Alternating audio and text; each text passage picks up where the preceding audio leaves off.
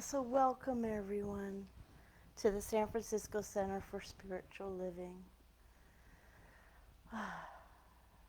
So as the service opens up, we open it up with love, knowing there is one God, one Spirit, one energy, one first cause, one first thought behind all things.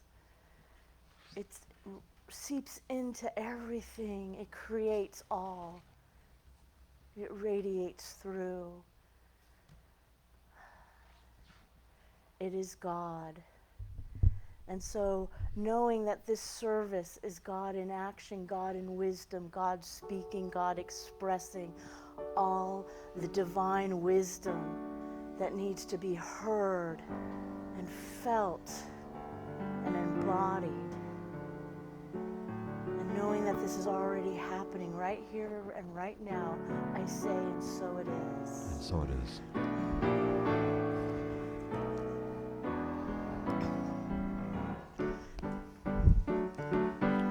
This joy that I have, the world didn't give it to me.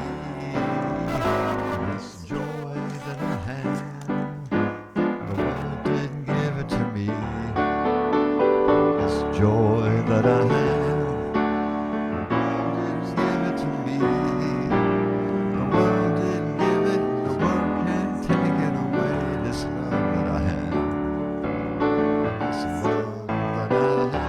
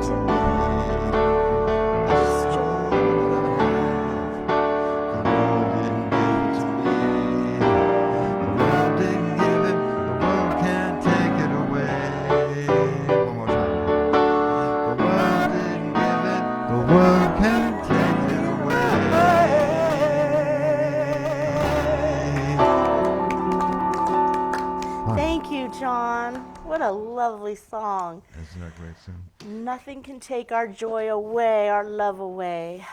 It is ours to keep. So again, welcome to the San Francisco Spiritual Center for Living. Center for Spiritual Living. It's the morning. My name is Cindy Rogers. I'm one of the licensed practitioners here, and I'm going to do our reading for this morning. Our theme is what if, imagining the path ahead. So many things with that two words, what if, so many possibilities. So this is titled Originated from the Same Source, and this is from the Science of Mind magazine, and it's one of the daily guides, and it's by Reverend Christy Hardwick.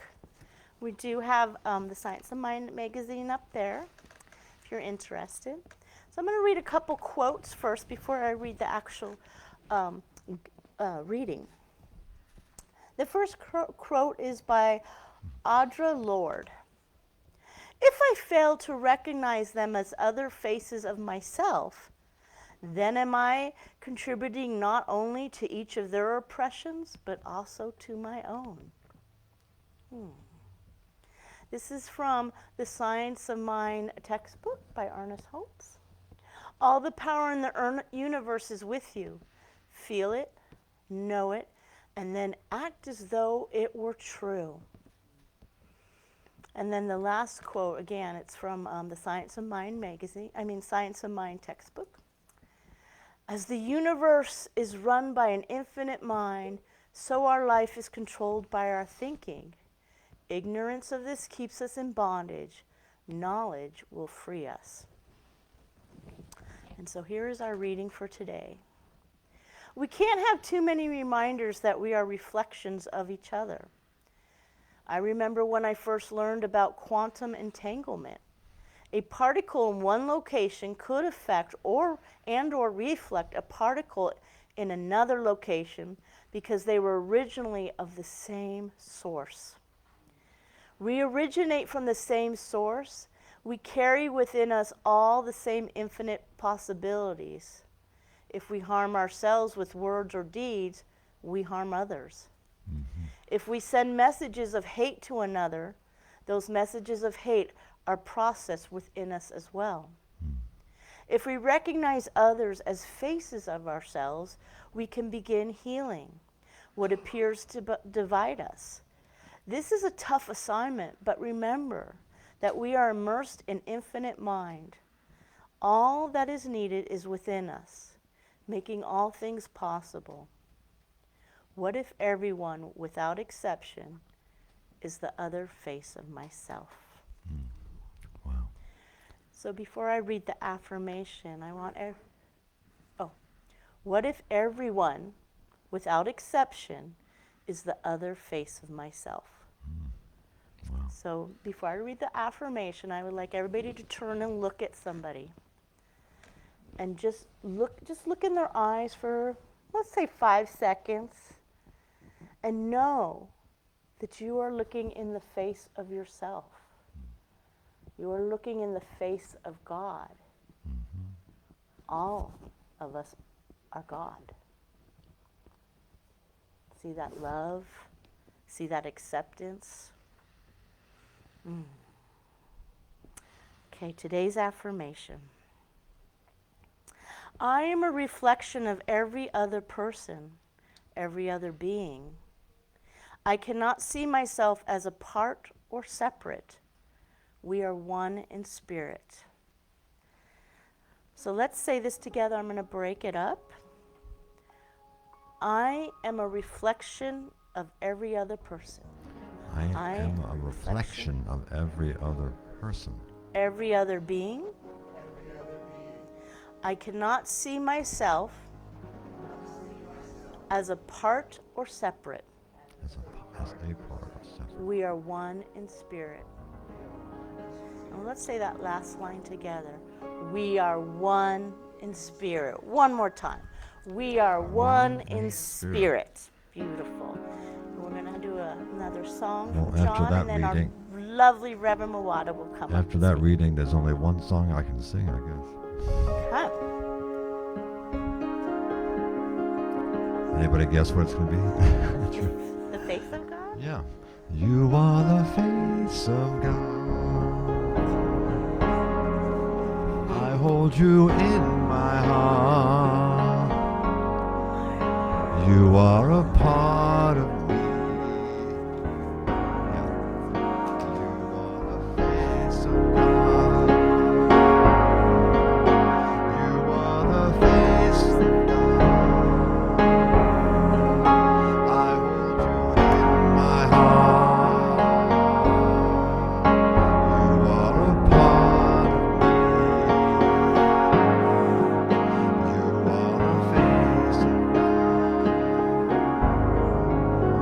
You are the face of God. You are the face of God. I hold you in my heart. You are a part of me. You are the face of God. I hold you in my heart. Thank you. It's a beautiful song. Beautiful song, beautiful people, beautiful life, beautiful world, beautiful everything. You know why? Because God is all there is. And God is not beautiful. God is beauty expressing as all things. And being one with the divine, each of us is that same idea. Yes, yes. Come on.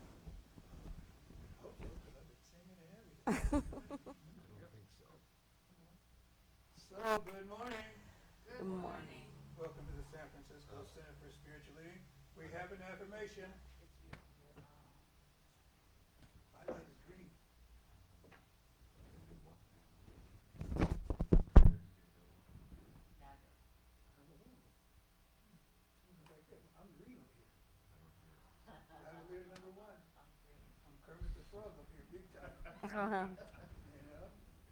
It ain't easy being green, but no good? Do you want this one? Yeah, looks like we're gonna something going on. We keep switching because I have to be number one. No, I know. You keep saying it. It's just like she insists on being number one. That's good, Cindy. You're doing good. You're doing good. It's actually working. That's a good mojo you got there, girl. Happened last Sunday. It happened last Sunday too. Number one didn't work. Yeah, look at you. Oh, I see you. I see you. My son has. I see how you are. Okay, I'll push this in like this right here. Oh boy. Malfunction. I'm sorry. I had it so together when I started. I did, I promise. But here's the thing about best laid plans, right? I'd be laughing. Hello. I'd be laughing. Okay.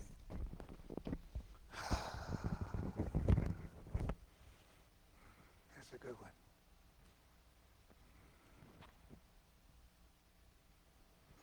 Okay. So we have an affirmation that we do every week, yes? Who knows it? Who wants to lead it? Never doubt Never doubt that a small group of thoughtful and committed citizens that a small group of thoughtful and committed citizens can make a difference in the world. can make a difference in the world. Indeed, that's all that ever has. Indeed, that's all that ever has. Indeed, indeed, indeed. Each of us is a citizen of the Most High, indwelling and self-existing God.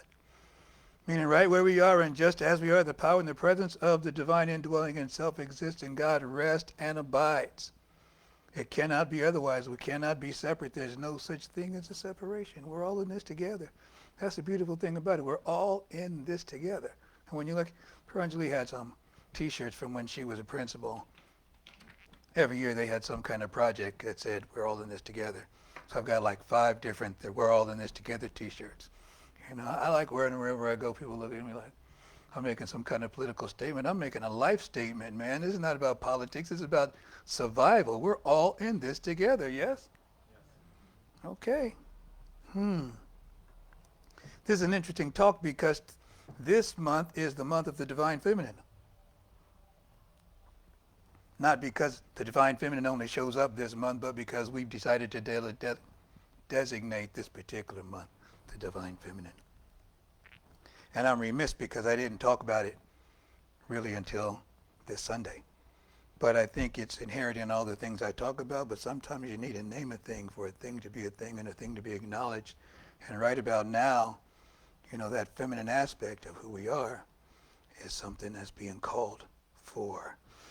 This talk began quite interestingly, not in my study, not in prayer, not in a careful review of the theme. Something happened as I began to write this talk.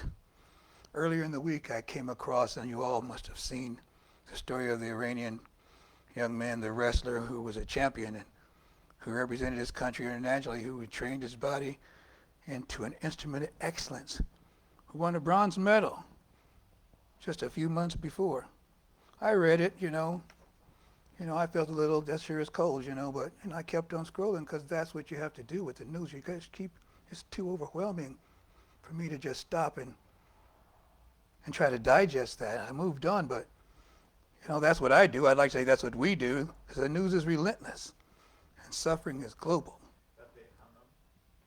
Yes. Oh, did I not complete that? Yeah, okay, let me slow down. Yeah, you want a gold medal. Okay. I guess I'm still getting used to that idea.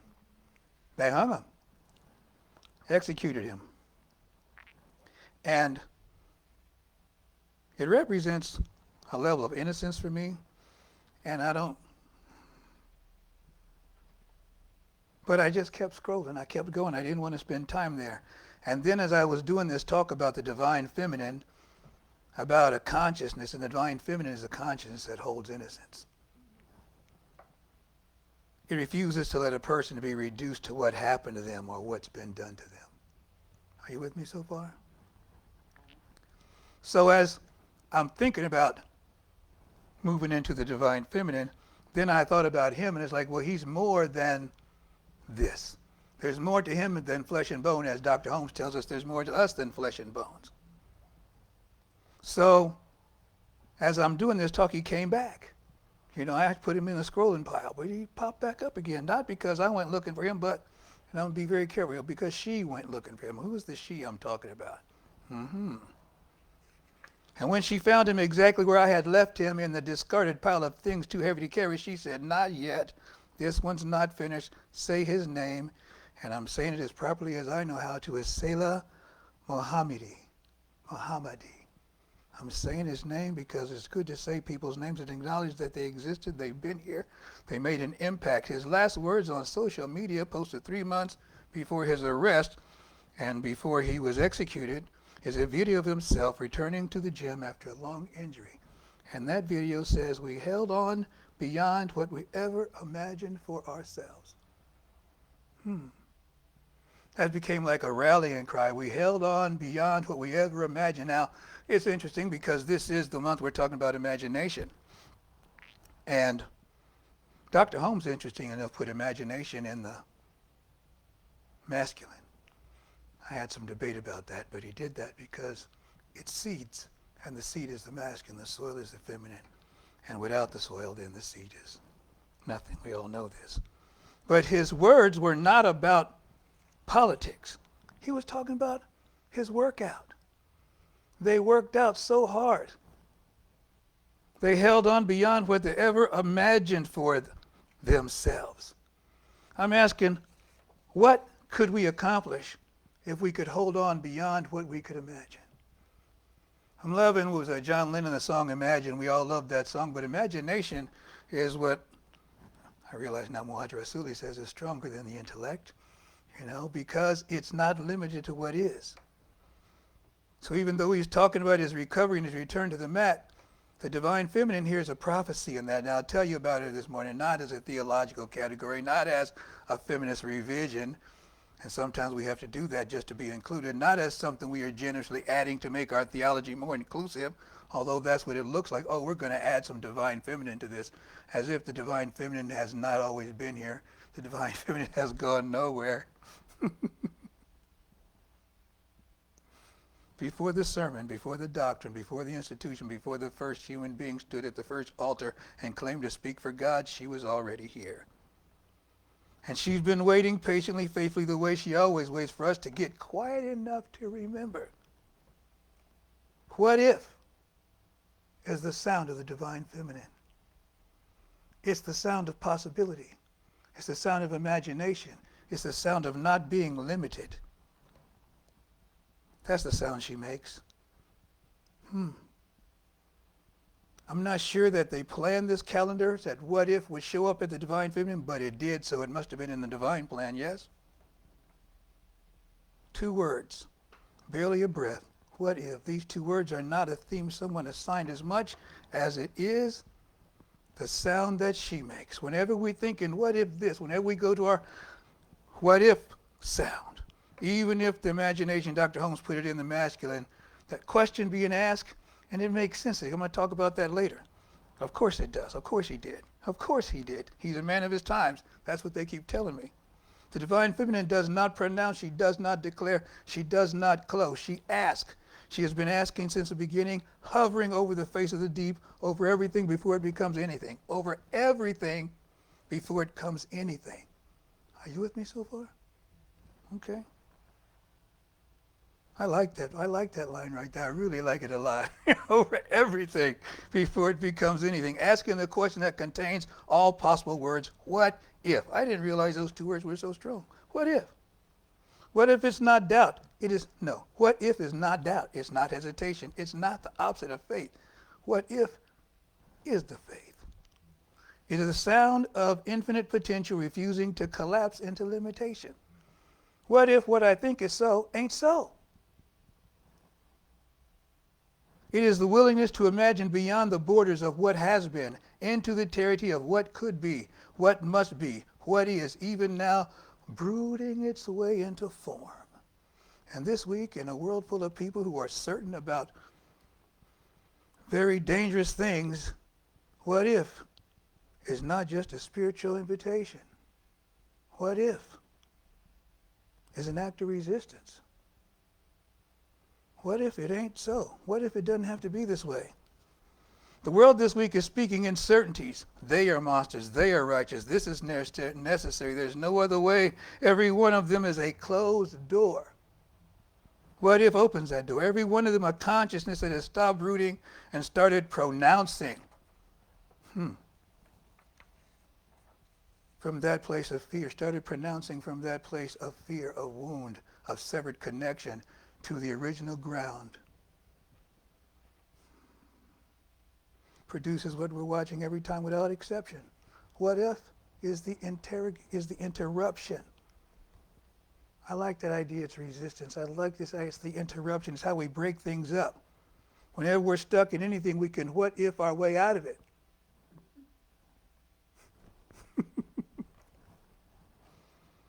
What if they're not monsters? What if the bomb can't reach what actually needs to be healed? What if our peace is rooted? What if our peace, it says what if your peace, okay, what if your peace, your single-rooted, undisturbable peace, our single-rooted, undisturbable peace is more powerful than we've ever been told? This is what we talk about every week. What if we're greater than we've ever experienced? What if there's something greater than we are? As Dr. Holmes says, that not only can we use, it's already using us. This is not just a theme, this is a calling. And she has been calling in every breath since the beginning. Dr. Holmes writes, at the center of our being is a divine person, a unique incarnation of God. This is the source of all inspiration here, and here alone at the center of our being is the real creative power. Here and here alone at the center of our being is what? Okay, we're keeping up. It is, that's what it is. It's real creative power. Here and here alone, not in the noise, not in the force, not in the performance or the position or the accumulated evidence that we matter. Here at the center, in the still, quiet, generative ground of our own being. And then Dr. Holmes adds the line, and we want to hold this all the way through this morning. The self that blossoms in our relations with others and finds its fruit in its own actions. It's that self that blossoms in all of our relations and finds its fruit in our own action, the real self, the divine self. It doesn't blossom in isolation. It doesn't blossom through conquest. It blossoms in relationship, which is why I always say God is relationship, because everything that exists is in relationship to something else. And relationships is part of the divine feminine. God is relationship. There's nothing that exists that's not in relationship to something else. There's no singularities in the universe. And the places that have been called singularities are really, basically, I had to look this up because they say like the black hole is a singularity. And it says, well, it's actually not a singularity. What it is something that we don't have enough math to calculate and identify. So when the math runs out, it's called a singularity. That doesn't make it a singularity. It just means you don't know what you're talking about. And it's okay to recognize we don't know what we're talking about. That's how we grow and that's how we learn. It blossoms in relation, in connection, in the sacred, mutual, vulnerable act of being truly present with another human being. Whether Dr. Holmes named it or not, he was describing her. She was already here. Let me take you somewhere. You go all the way back.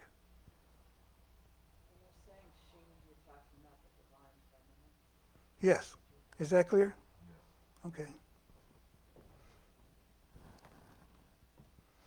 We're going to go all the way back past the sermons and past the doctrine and past the institution, past every altar and every argument and every war fought in the name of God, the God somebody claimed to be their own. Let's go back to the first 5 verses, and I love to do this, the first 5 verses. Okay. Need more water. The first 5 verses. Yes, indeed. I'm getting there, babe. In the book of Genesis. Genesis 1 and 1 through 5. I know most of us think we know what it says, but I want to offer you what it actually says in the original Hebrew, because the English translation has quietly been covering something up for a very long time. Verse 1, what I grew up hearing was, in the beginning God created the heavens and the earth. Except that's not quite what it says. The Hebrew word for God here is Elohim. And Elohim grammatically, structurally, and undeniably is plural. I've been saying for decades, I didn't know the Hebrew, but I could read what it said in English. It still translates to plural, even in the English. We just keep acting like it's singular. I don't know why we had to do it that way. It literally means gods, divine beings, multiplicity. I took a workshop with Dr. Will Coleman, PhD. His whole thing is the Hebrew translation. And when he read Genesis, he said the strong ones came. And so it's talking about multiplicity, divine beings. And yet it takes a singular verb, multiplicity, expressing as unity, right there in the very first word used for God in the scripture. The text is already telling you God is not a single note, God is a chord. And then verse 2, and the deep was without form and void, and darkness was upon the face of the deep, and the Spirit of God moved upon the face of the waters. Here's what they did not tell you. I hate to be one of those TikTok ads that says, this is what they don't want you to know. I hate that. I hate it. It's like I just keep going. I don't care what they don't want me to know. Guess what? I don't want to know what they don't want me to know either. That's because sometimes I can be a bit of a malcontent. Here's what they did not tell you, and I love this word too. I started using it after I met Will Coleman. That word, spirit, in Hebrew is ruach. The ruach. And ruach, grammatically, undeniably, in the original language of the text, is feminine. And the verb attached to her, translated, moved into our English Bible, actually means brooding. Like a mother bird over eggs, like a woman over a child not yet born. It appears only one other time in the entire Hebrew Bible, describing an eagle hovering protectively over its young. So here is what Genesis 1 and 2 actually says. The feminine spirit of God was brooding maternally, generatively, protectively over the face of the waters. Before the first word was spoken, before the first act of declaration, before anything was named or divided or set in order, she was already there. I said, this is getting good. I started asking some questions. I said, now wait a minute, if she was already here. On the way here, Pierre Angelini named it the womb of creation. I like it. It is the nothing that is the most incredible something that ever happens, ever will be. It's the zero that changed everything. It created geometry. It was a change to math. Once we could contemplate the zero, a placeholder, something that had value, but did not have, help me here. It holds value, but it has no value. Is that right? The divine feminine holds everything, and that's the value of itself. The fact that, we say it has no value. Yes, it does.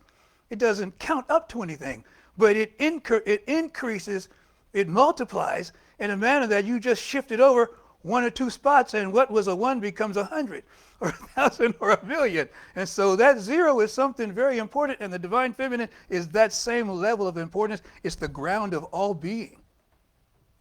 I like the term divine, or the feminine mystery. Yeah. The feminine mystery. Indeed. Indeed. It means before everything, it means everything before it becomes anything. Can you say that? It means everything before it becomes anything. That's the divine feminine. It's the everything before anything. She was not created. She was not declared into being. She was not a product of the Word. She was the ground the Word was spoken into. Now I want to ask you a theological question. How did we get from the feminine spirit of God was already brooding before creation began to a tradition where the feminine has had to raise their hand for permission to exist in the room? How did this happen? I'll tell you. That's not true. But it looks that way. The masculine absorbed her. And absorbed is a soft word. It's subjugated, co-opted, turned her into weakness, into evil, into the temptress, into the reason sin entered into the world. The thing that was the ground of all being is now the reason we have to die. That's quite a turnaround. Slowly, systematically, over centuries of interpretation, the tradition looked at the text, a text where she was already present, already active, already creating the conditions for everything that would ever be, and quietly redefined her as an attribute of the masculine God, of the masculine God, rather than a presence in her own right. Made her a characteristic. God is nurturing. God is compassionate. God holds. These are things that are characteristics, not a principle in itself. Made her an adjective, not a noun. And then the masculine tradition turned around and presented the feminine as something it had discovered, something it was generously including, as if she needed permission to be real, as if she had been born from it. You cannot give birth to something that predates you. This is a very, it kind of reminds me, it's kind of sad, I hate to, it kind of puts me in a crosshairs a bit, but this guy was trying to talk to my mom. His brother was full of his ethnocentric self. And he says to my mom, which she delightfully retold to me, "Don't you know you're speaking to a black god?" She said, "Yes, I do. I gave birth to 2 of them." Let's just keep it in perspective, people. How did we get a situation where the masculine gives birth to the feminine? That's what it's trying to tell us. Oh, the masculine took a rib and made a female. Really?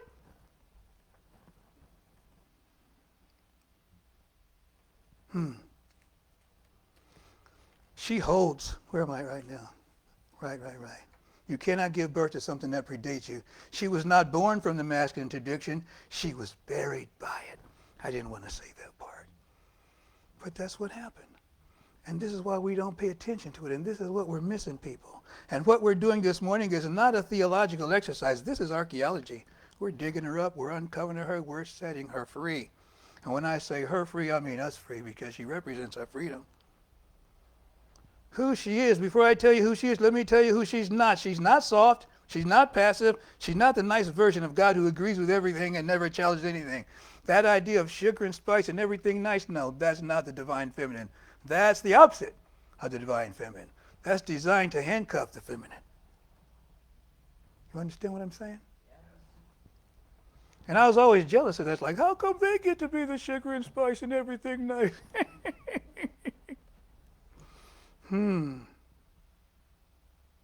She's fierce. She is the force that holds the child in the womb during 9 months of radical transformation. She is the ground that holds the seed through the entire winter. She is the eye of the storm. Still. Yes, but still the way the ocean floor is still while the hurricane rages 40 feet above it.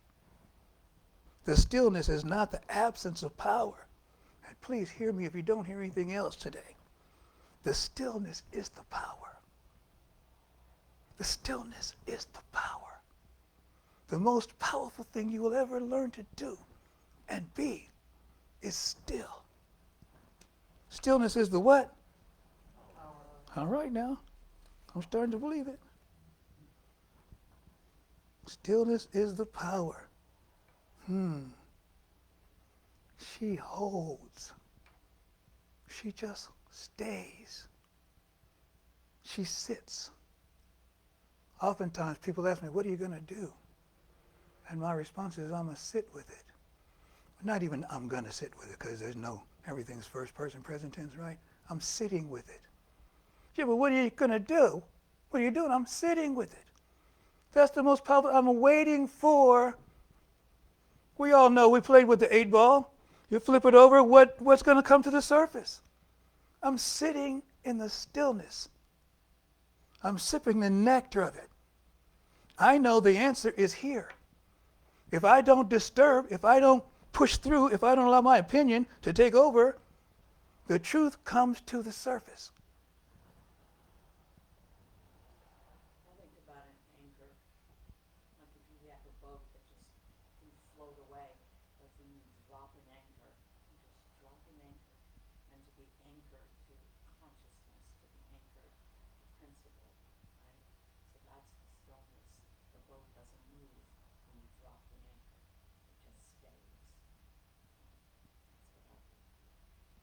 That's good. I'm curious about that because, so if the boat is moving with the current, that kind of still to me, it's like I'm allowing nature to do what it's doing, like Ray says. I'm talking about being still, rocking. I know. Yep, I get you. I think that's like grounding to me, but it's still a form of stillness, so I certainly agree and support what you're saying. So she holds, she sits, she's not fixing, she's not managing, she doesn't control, she holds.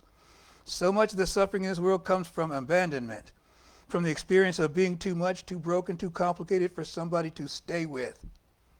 She ends that particular suffering by refusing to leave. She just holds. She's always here, always present. She separates the behavior from the being. That's not a therapeutic technique, it's a cosmological act. She looks at what we did clearly, honestly, without flinching, and she refuses to let it be the final word on who we are. She holds open the space between what someone did and who someone is. This is something we could learn from. This is the divine feminine action. This means I don't have to like you at all. I don't have to like what you've done. I might hate it, but I know who I am, and therefore I know who you are, and I'm including that in my observation of you and realizing that you are not the limitation. You cannot be reduced to the thing that I consider the worst thing you've ever done. I cannot be reduced to the worst thing I've ever done. And I've talked to you about that woman, Nightbird, who was a contestant on America's Got Talent. He's just repeating it. America's Got Talent. America's Got... And something might say, no, not that. No, not that. America's Got Talent. And she had stage 4 cancer in several organs. And she's, oh man, it's like you need to just go online if you haven't seen this video. You want to see this one. And when they realized that she has stage 4 cancer, they said, so you're really not doing well. You're not okay. She said, no, it's okay. I'm doing okay. I think it's very important to know that I'm more than the worst thing that ever happened to me. This is the divine feminine. Flexing. Do you understand what I'm saying? She's going, ugh. She can. That's who she is. She's bad like that. She ends suffering by refusing to leave. She separates behavior from the being. She holds the space between what we did and who we are. And in that space, that thin, sacred, fierce, protected space, the possibility of transformation lived. Without that space, there's no redemption. Only the permanent sentence of your worst moment. If you don't have that moment, you're stuck with the worst moment. And guess what everybody wants on Judgment Day? Everybody wants the same thing on Judgment Day. Yes? What is it? Redemption's a good word. Mercy. Okay? Judgment Day comes, everybody wants mercy. There's not some people who say, I don't want no mercy. No, we all want mercy. We all deserve mercy.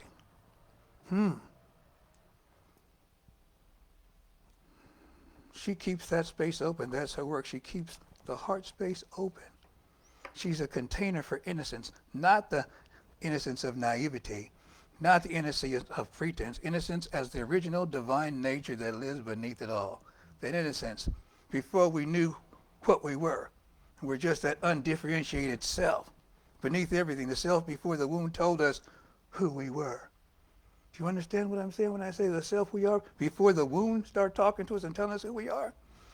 We have something beyond that. The being before the conditioning assigned its worth. This child before the world taught it to be afraid. Every human being, every single one without exception, has that original innocence at the center of their being, our being. Am I in the right room? Okay.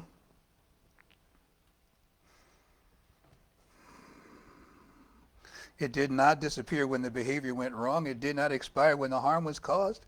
It went underground. But it's still there intact and waiting. The divine feminine is the one who knows that. She holds the truth of your original innocence even when we have forgotten it entirely.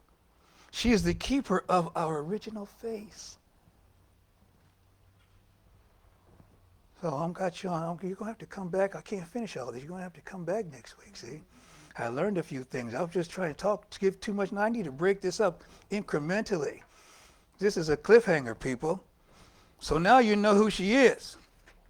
the whole is the container of innocence, the one who separates the behavior from the being and refuses, fiercely, maternally, undisturbably, to let our worst moment be our final word. The question is, where is she? Where you at? Because if she's real, if this is not just beautiful theology dressed in Hebrew, then she should be somewhere findable. She should be somewhere as close as well. Again, you have to come back next week for that. And between now and then, take a breath and notice what moves. She's been trying to get our attention for a very long time. She can wait another week. She's good at waiting. She was brooding before the beginning. Before the beginning. So, our affirmation for the day. I change the world by healing what lives within me.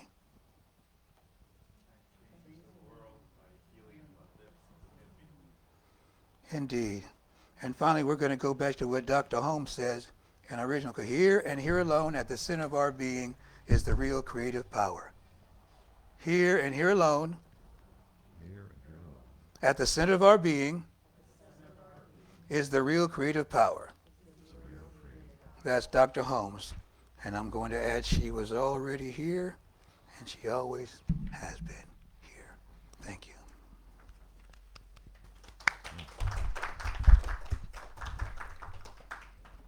Was that from the main church or your own thing? I'm not sure. Well, the outline was what if, okay? And it had a bunch of stuff on there, but it wasn't specifically addressing the divine feminine. And this is the 4th week of the month. And I was like, I cannot stand up there another time in clear conscience and not, I know I don't always go into detail in Black History Month, but you guys see me all the time and you know what I'm talking about, okay? But this is something I'm growing into. Okay, thanks for asking. A friend of mine, Mary Shelton, she's over in, Reverend Mary Shelton, she's in Corte Madera, I think. Across the bridge, I know that. She wrote a book called Transformation by the Power of Darkness or something like that.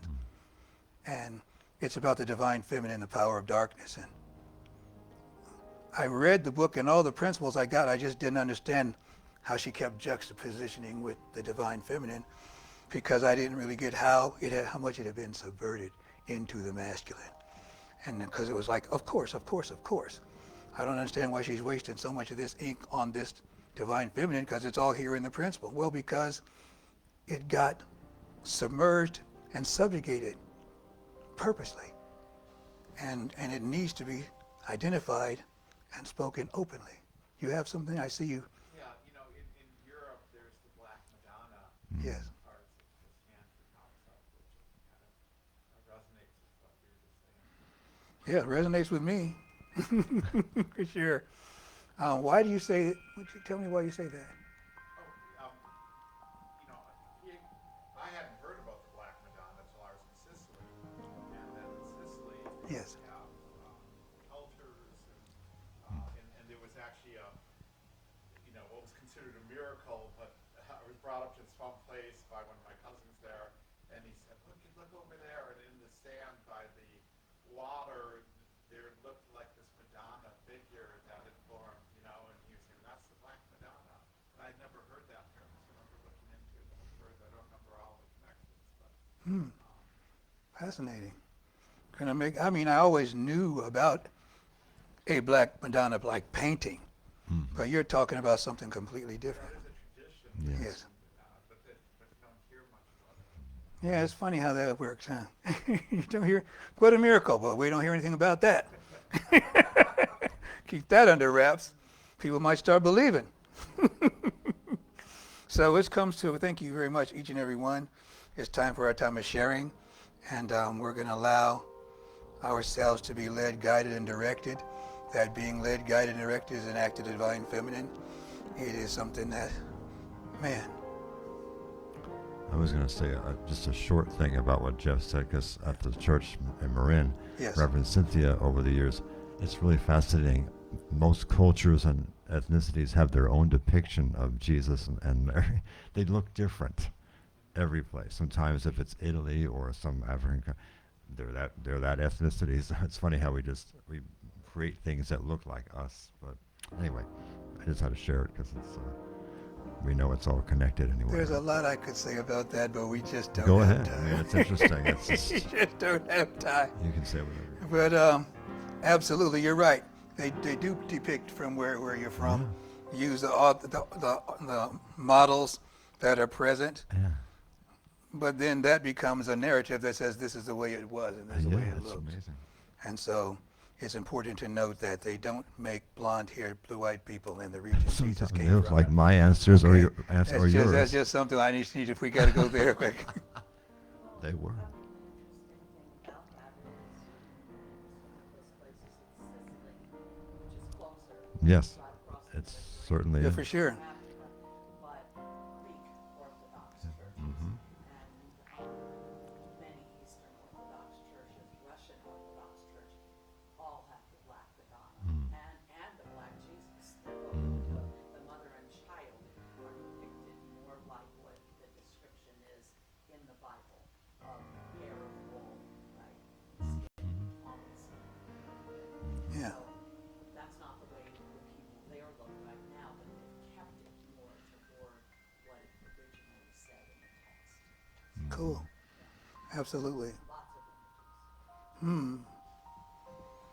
None but ourselves can free our minds. So this brings us to our time of sharing. Once again, I want to thank you all once and all, the live streamers, people present, everyone in our hearts and minds and memories, for being a part of this service and for anchoring the divine feminine today. Please repeat after me. From a consciousness of abundance From a consciousness of abundance and centered in gratitude, and centered in gratitude, I generously give. I generously give. I accept the gifts I accept the gifts of prosperity and abundance of prosperity and abundance as I demonstrate as I demonstrate divine circulation in my life. divine circulation in my life. In gratitude, I freely give. In gratitude, I freely give. In joyful acceptance, I freely receive. In joyful acceptance, I freely receive. Thank you. Thank you, Fred. And Fred's if you coming forth are with a going basket to here. give online. Thank you. The address for PayPal and Zelle is give@sfcsl.org.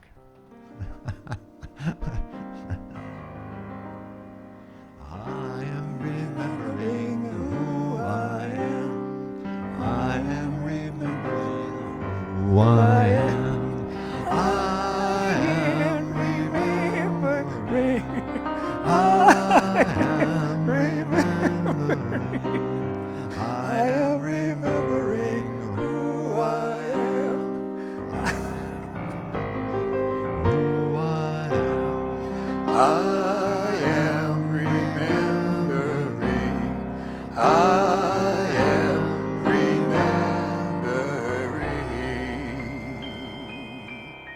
Giving thanks and praise for the offering received here. We know it is used to amplify the idea of the divine feminine, the oneness of life, throughout the realm and all of creation. And for this we are grateful, and so much more. And so it is. And amen. And so it is. Oh, okay. This is going to be fun. Oh, Because now we have one, huh? Oh, look. It went red. one red too. I can get you a battery, a microphone.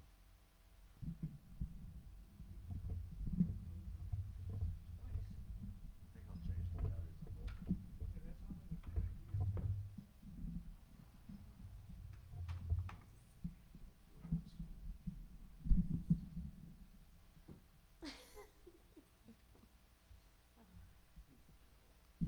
Seriously. Should be on.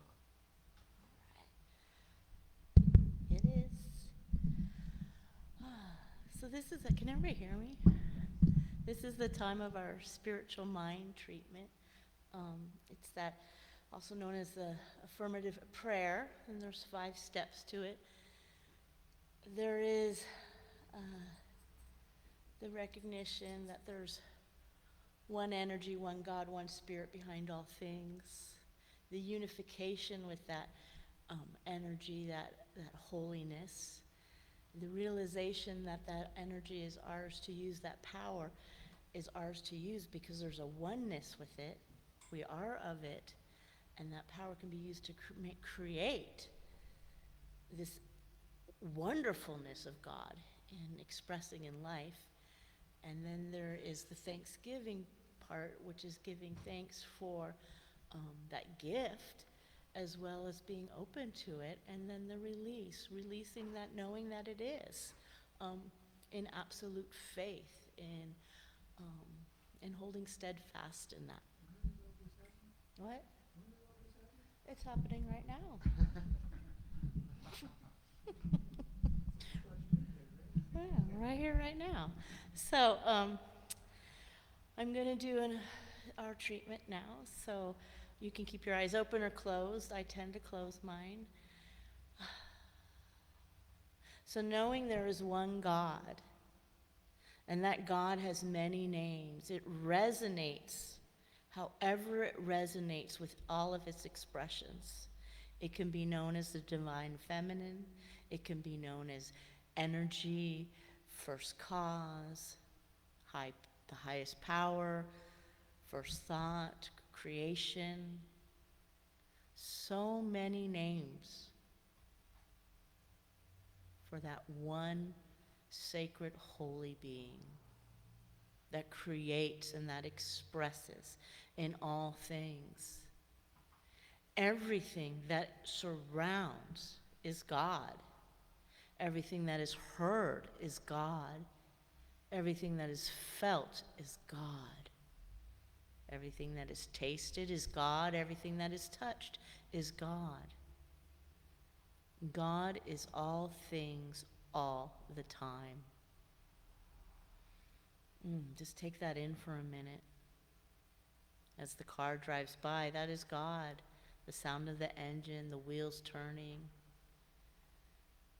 As John is replacing batteries, those batteries are a creation of God. John is a creation of God. As your lungs breathe in and out, that is God breathing. That is God's divine creation, the holy body, the sacred temple. The heart beating, the legs moving, everything is God. And as I sit here, I am knowing I am of God, and if I am of God, every single person sitting here right now is of God. There is no separation. We are all the I am. We have always been the I am. We will continue to be the I am. And so, as we express in our lives, we are expressing that oneness, that holiness, that sacredness, that gloriousness. And so I am realizing for each and every expression of God,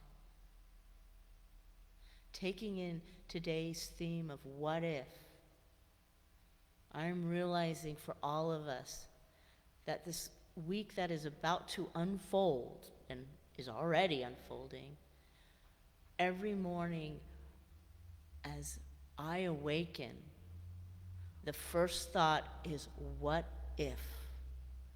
What if I accept my greatness today? What if I claim my highest good today? What if I move in knowing that I am expressing the highest good at all times, divine truth, and there is no doubt, only faith?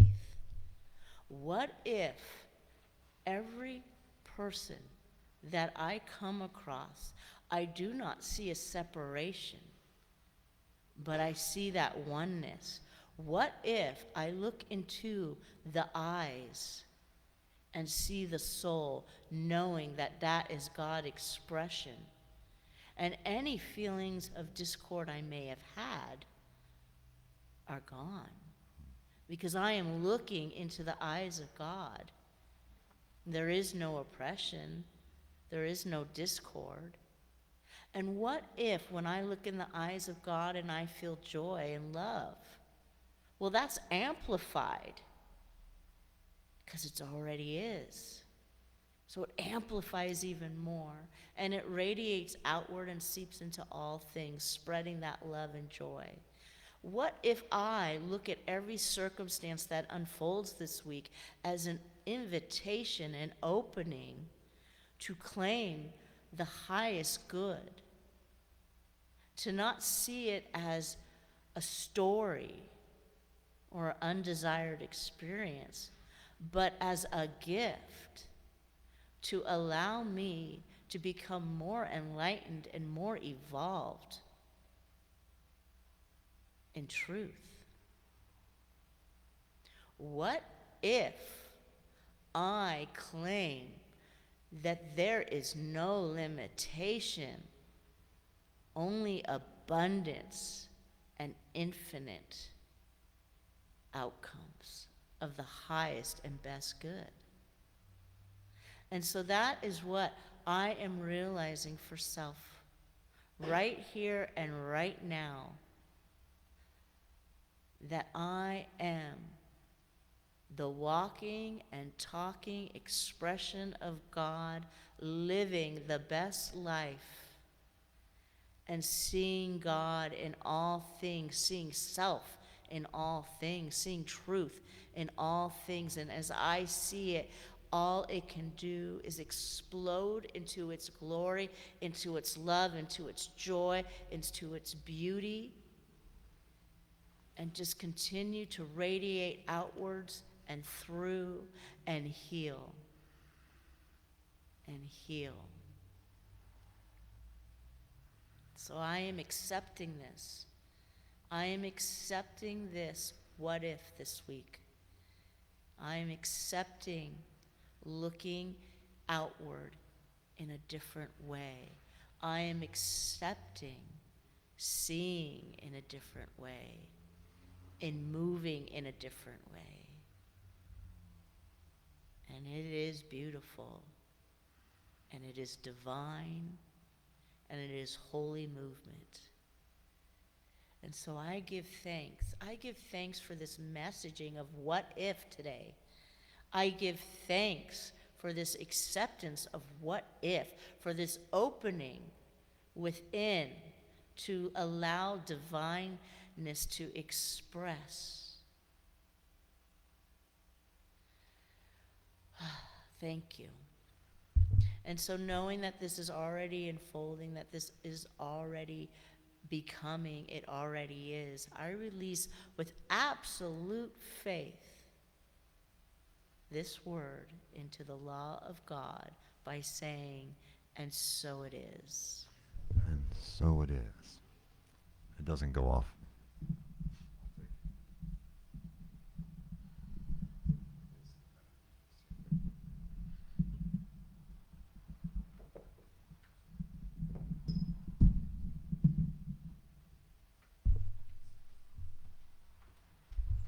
Thanks. That was a beautiful treatment. Really.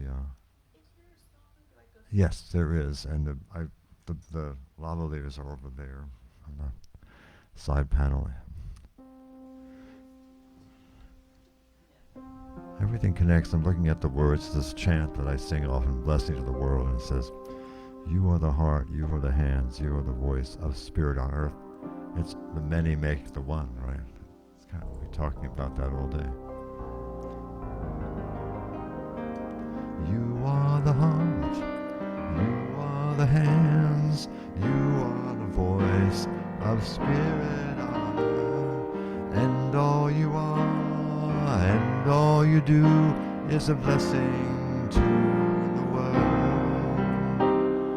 You are the heart, you are the hands, you are the voice of spirit on earth, and all you do, and all you are is a blessing to the world.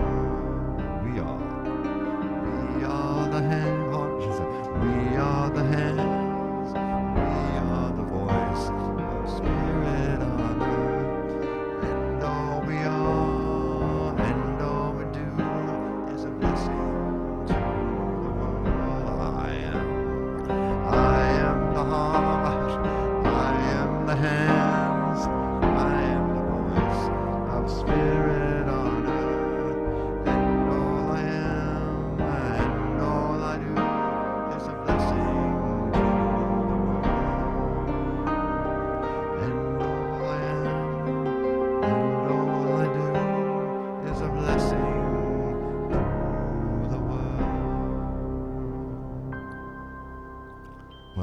mantra that is.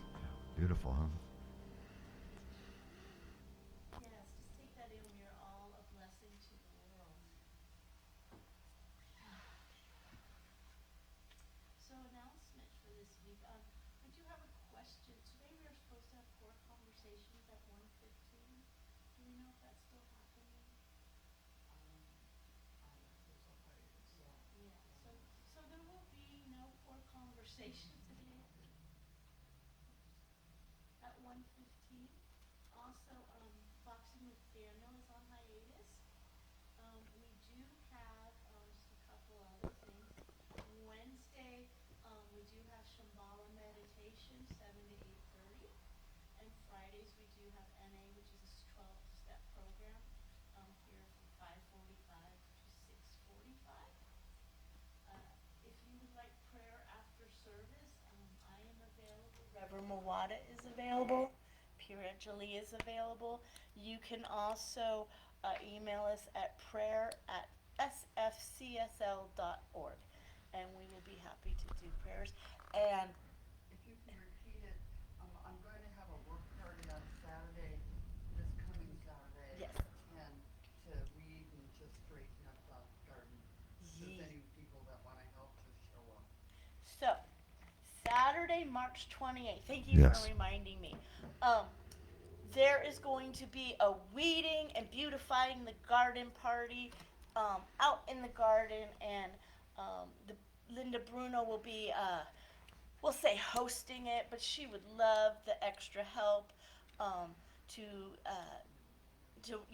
weed. If you have some gardening tools, bring them. Bring your gloves, but much appreciated if you're able to show up and help. What time is that? Oh, 10 a.m. 10 o'clock. And thank you to the Brunos for that lovely garden that you have created Mhm. for us, and for just keeping on the upkeep, and people show up and help as well. Well, that one's working. Yeah, and then just a reminder, we do have fellowship on the first Sunday of each month, so that will be 2 weeks from today. That's Easter Sunday. Easter Sunday. Bring a Yeah. dish. Oh, bring a dish to share. Make sure it's something substantial. I think we've been having some lovely turnouts with the food. So Yeah. keep it up, and look forward to everybody being here. Okay? Anything else I forgot? All right.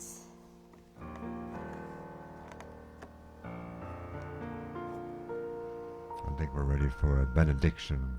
I put new batteries in number 1 there, so we'll see.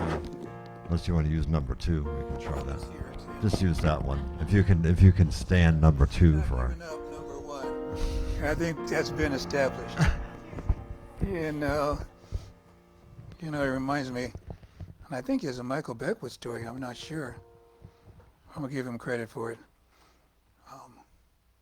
They were trying to get the young girl didn't like sitting in the back, and but it's safer in the back. The child seat's in the back. You're supposed to be in the back, and she doesn't like sitting in the back, but Oh, they yeah. keep putting her in the back seat, and finally consciousness dawns, and she's in the back seat, and she says, "From now on, this is the front seat." Consciousness is cause, yes? And so we leave here today with that realization that consciousness is cause, and that right where we are and just as we are, the power and the presence of God just rests and abides in us and through us and as us. That each of us is a walking, talking, living, breathing expression of the divine. Warts and all. Every aspect of who we are is God in action and God expressing. And it's for this truth that we are delivered from the quagmire of doubt and lack and limitation. We allow it to lead and guide and direct us this day, knowing, please repeat after me, the light of God surrounds me, the love of God enfolds me, The love of God enfolds me. the power of God protects and watches over me, the wisdom of God guides and directs me, The wisdom of God guides and directs me. the substance of God supplies, supports, and sustains me. The substance of God supplies, supports, and sustains me. Wherever I am, Wherever I am, wherever I go, wherever I go, whatever I think, do, or say, God is, and all is well, and so it is. God is, and all is well, and so it is. Indeed. Thank you, Thank you. each and every one. Let us gather in a circle and sing, I am the place where God shows up. You might need to take a seat.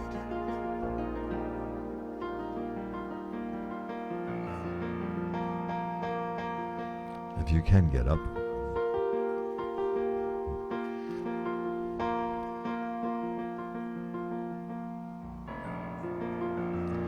I am the place where God moves and breathes and has his being. I am the place where God shows up. I am the place where God lives, moves and breathes and has his being. I am the place where God shows up. you are the place.